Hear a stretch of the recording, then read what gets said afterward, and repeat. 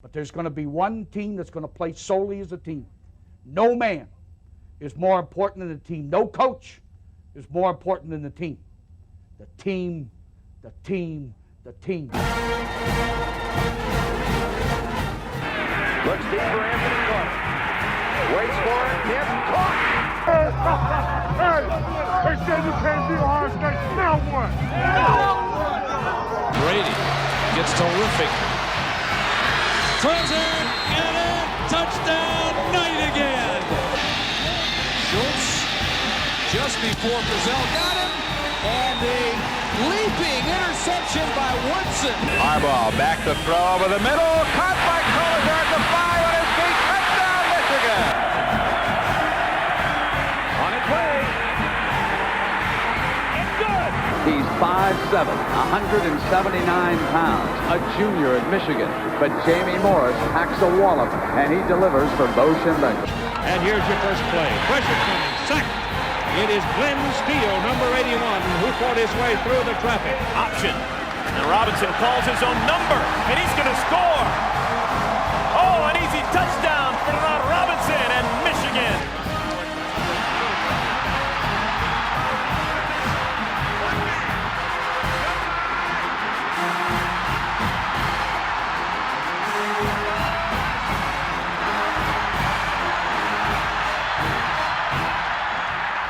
Win it.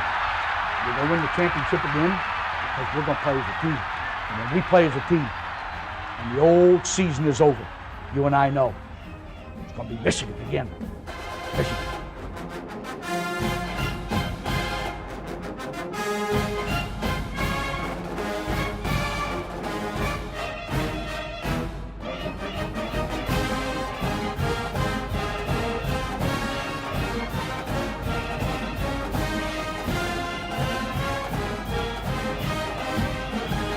The hammer falls on Bucknuts, Sparties, and losers everywhere. Greetings. Welcome to a special edition of Michigan Podcast. Instant reaction to the day that shall live in infamy if you're in an online cult or your name is Brohio.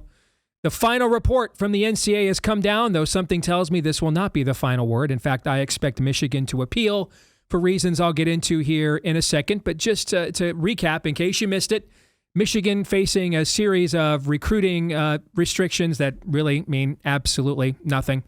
They added a game to Sherrone Moore's suspension. They accepted the 2 games, but then added a third game at some point in 2026.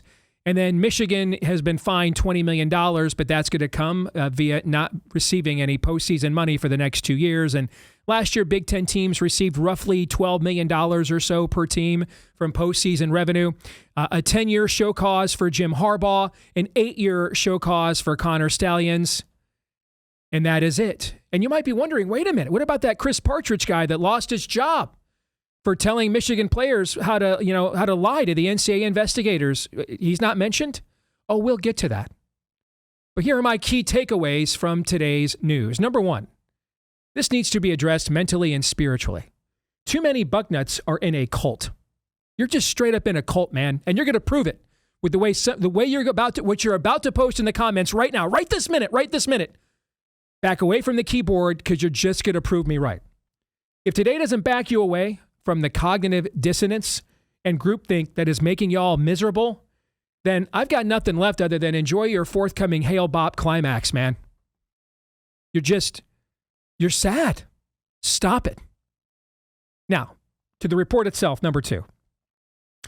Like I just said, the recruiting penalties are an absolute nothing burger. Nobody is going to say, Savion Hyder's not going to say, well, I was going to take Larry Ellison's money, but, Sherrone Moore didn't text me on February 13th. No one's saying that. They're a complete nothing burger. The fine isn't really a fine. Like Michigan's not paying it now. It's more of a lien against future earnings that Michigan has not even collected yet. But again, I expect that to be appealed. And at least I got to say this, though. At least we're going to pay $20 million to beat our biggest rival, unlike what Ohio State paid that roster last year just to lose to the worst Michigan quarterbacking, since Bo wasn't even trying to throw. So that's cool. Number 3, the most serious penalties now are because of Sherrone Moore's actions in the aftermath, the deleting of the text. And then he wasn't exactly, according to the NCAA, forthcoming about why he deleted it or that he did.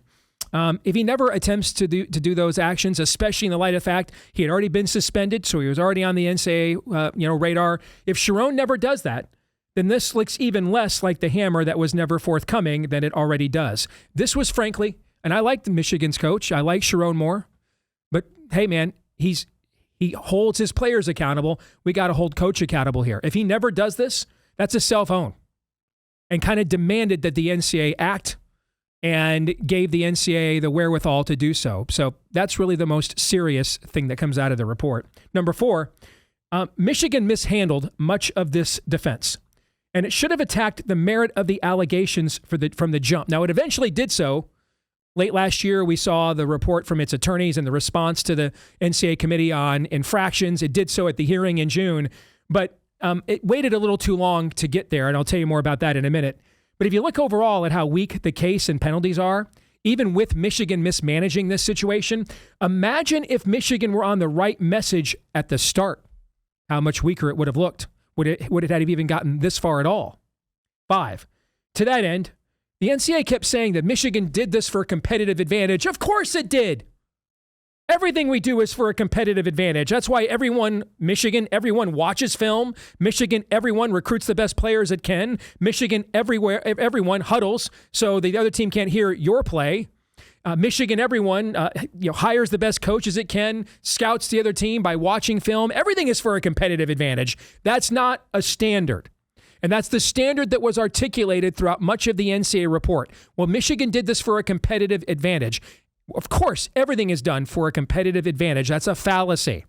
The real question, competitive advantage doesn't prove cheating. The meaning of the rule does. And that brings me to number 6. Michigan waited a year too long to challenge the definition and spirit of the in-person scouting rule that it was alleged to have broken. To the point, it was buried by messaging so bad that the scandal to this very day is called Signgate, even though it breaks no rules to steal your opponent's signs.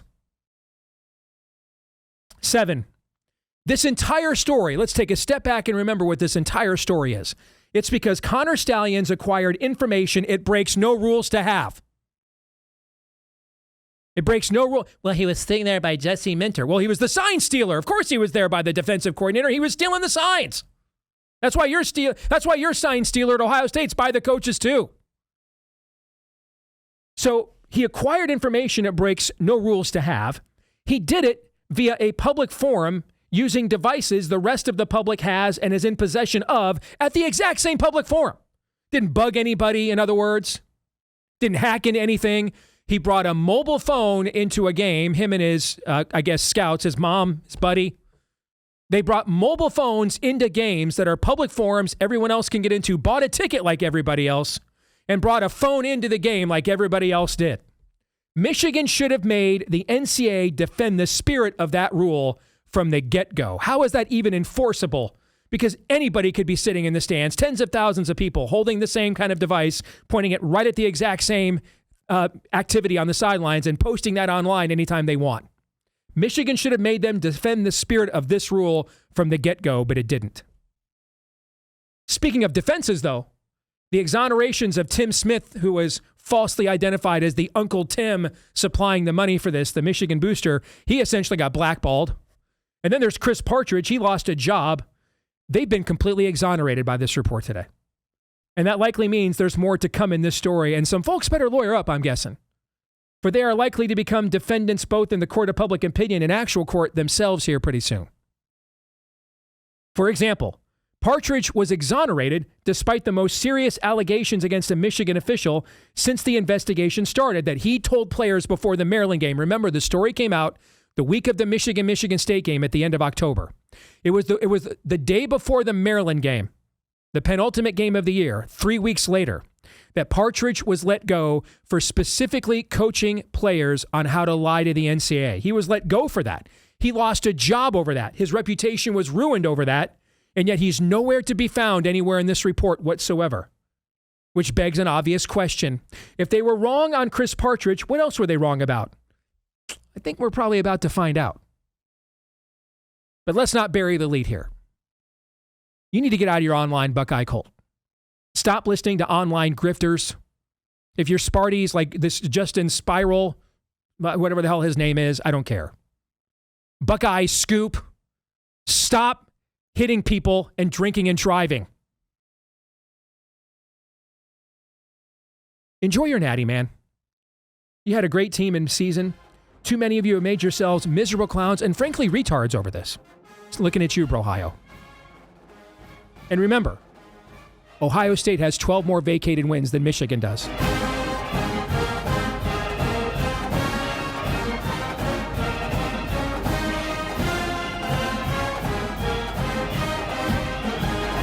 Enjoy your weekend.